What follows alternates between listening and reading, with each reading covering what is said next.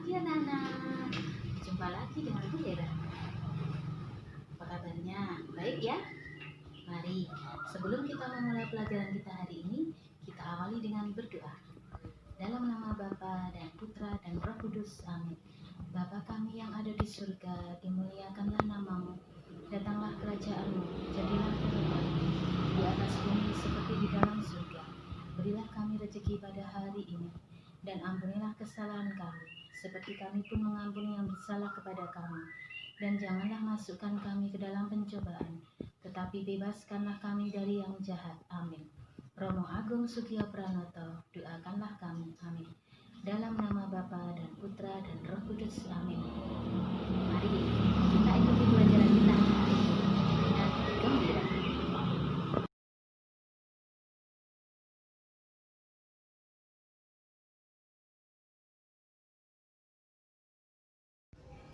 Hari ini kita akan belajar tema 1, subtema 1, hidup rukun di rumah, pembelajaran 6.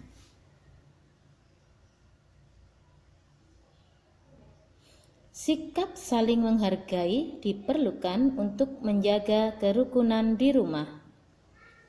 Ayah menghargai pendapat ibu. Begitu pula sebaliknya. Kakak menghargai pendapat adik. Begitu pula sebaliknya. Orang tua menghargai pendapat anak, dan begitu juga pula sebaliknya. Nah, di sini dalam keluarga diperlukan sikap saling menghargai untuk menjaga kerukunan di rumah. Mungkin di rumah anak-anak ada perbedaan pendapat. Mungkin ayah dan ibu ada perbedaan pendapat. Tetapi mereka harus saling menghargai. Mungkin kamu dengan kakak atau adikmu juga berbeda pendapat. Nah, di situ tidak boleh kalian bertengkar, tetapi harus ada sikap saling menghargai. Bacalah dengan nyaring teks percakapan di bawah ini. Hari Minggu nanti kita akan berwisata. Kalian ingin pergi kemana? Tanya ayah. Aku ingin pergi ke kebun binatang, jawab Udin. Bagaimana kalau ke pegunungan saja? Tanya Mutiara. Wah, ada dua pendapat nih. Mana yang akan kita pilih? Tanya ibu. Liburan kali ini saya ingin ke kebun binatang, jawab Udin. Mari kita ambil jalan tengah. Ada yang mau mengajukan usul? Tanya ayah. Begini saja, saya punya usul. Liburan kali ini kita pergi ke kebun binatang. Liburan selanjutnya kita pergi ke pegunungan. Kakak baik sekali.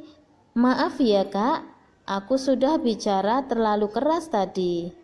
Baik, aku setuju, kata Udin kepada kakaknya Mutiara.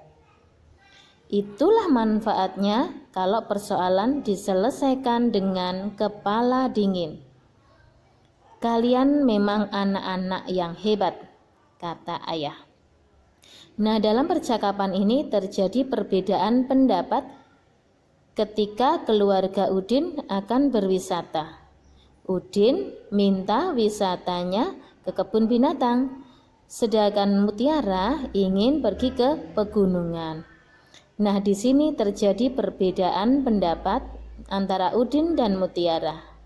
Mungkin anak-anak juga pernah mengalami di rumah.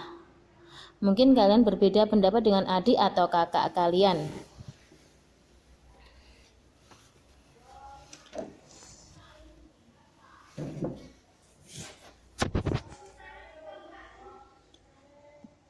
Dalam percakapan ini, Udin dan Mutiara memang berbeda pendapat.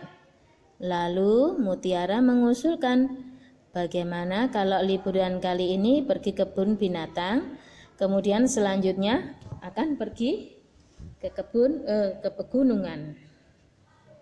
Nah, di sini terjadi kesepakatan dari usul Mutiara. Mereka akhirnya akan pergi ke kebun binatang. Walaupun berbeda pendapat, kita harus tetap saling rukun dan menghargai. Apa yang sedang dibicarakan dalam percakapan itu? Ya, percakapan itu membicarakan tentang memilih tempat wisata. Kapan rencana wisata dilaksanakan? Kapan anak-anak dalam percakapan tadi? Ya, waktu liburan. Siapa yang mengusulkan tujuan wisata? Tadi yang mengusulkan adalah Udin dan Mutiara. Kemana Udin ingin berwisata? Udin ingin pergi ke kebun binatang. Kemana Mutiara ingin berwisata? Mutiara ingin pergi ke pegunungan. Mengapa keputusan tujuan wisata dapat diambil dengan baik? Karena Mutiara memaksakan kehendaknya. Mutiara mencari solusi atau jawaban jalan tengah supaya tidak terjadi pertengkaran. Menurut pendapatmu, kejadian di dalam keluarga itu menerapkan sila keberapa Pancasila? Nah, dalam percakapan tadi ada diskusi, ada musyawarah di dalamnya. Maka percakapan Udin dan keluarganya menerapkan sila keempat Pancasila. Nomor 8. Apakah ayah memberi kesempatan kepada anak-anaknya untuk menentukan tujuan wisatanya secara adil? Iya, ayah memberi kesempatan kepada Udin dan Mutiara untuk memilih tujuan wisata. Menurut pendapatmu, peristiwa itu merupakan penerapan sila keberapa Pancasila? Kalau sikap adilnya sesuai dengan sila kelima. Kalau musyawarahnya berarti sesuai dengan sila keempat. Membicarakan suatu masalah bersama-sama disebut dengan musyawarah. Jadi kalau kita membahas segala sesuatu masalah dengan bersama-sama, dengan saling memberikan pendapat, itu disebut musyawarah. Dalam percakapan tadi, ayah, ibu, Udin dan Mutiara sedang bermusyawarah memilih tempat wisata. Udin memilih ke kebun binatang, sedangkan Mutiara memilih ke pegunungan. Dalam musyawarah, kita boleh berbeda pendapat atau usul.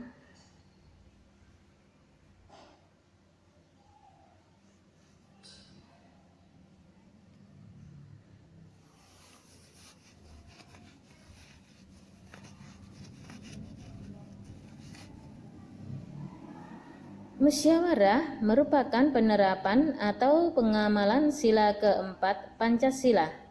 Masih ingatkah kalian lambang sila keempat dan bunyinya? Nah, lambang sila keempat simbolnya adalah kepala banteng. Bunyinya bagaimana anak-anak? Kerakyatan yang dipimpin oleh hikmat kebijaksanaan dalam permusyawaratan perwakilan. Itu adalah bunyi sila keempat. Jadi di situ ada penerapan tentang musyawarah. Contoh penerapan sila keempat Pancasila di rumah adalah, nah ini contoh penerapannya, menghormati pendapat orang lain. Ketika kita bermusyawarah, kita menghormati pendapat orang lain, tidak memaksakan kehendak.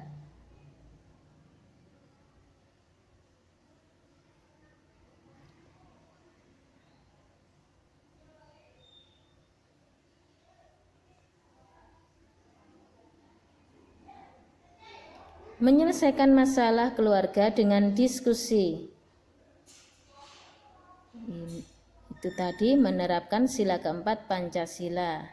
Kemudian contoh yang lain, musyawarah menentukan tempat wisata keluarga, musyawarah menentukan sekolah anak.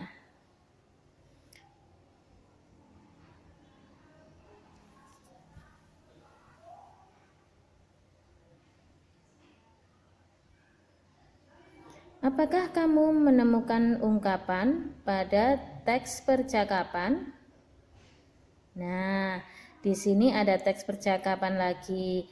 Apakah anak-anak menemukan kalimat ungkapan? Ayo kita ingat kembali ungkapan. Kata yang memiliki arti lain. Ada kalimat jalan tengah. Bukan jalan di tengah-tengah ya, tapi jalan tengah nanti akan punya arti yang lain. Kepala dingin. Bukan berarti kepalanya yang dingin ya. Ini adalah contoh ungkapan. Jalan tengah artinya solusi. Jadi ketika kita mengatakan aku sedang mencari jalan tengah, berarti aku sedang mencari solusi dari permasalahanku. Kepala dingin artinya tidak mudah marah, tidak mudah emosi. Lengkapi cerita berikut dengan kata-kata yang tersedia. Di sini ada kata-kata dalam kotak jalan tengah, mobil, bernomor, bangun, macet, bekal, tiket. Nah, nanti ada cerita rumpang yang harus kalian lengkapi dengan kata-kata yang tersedia.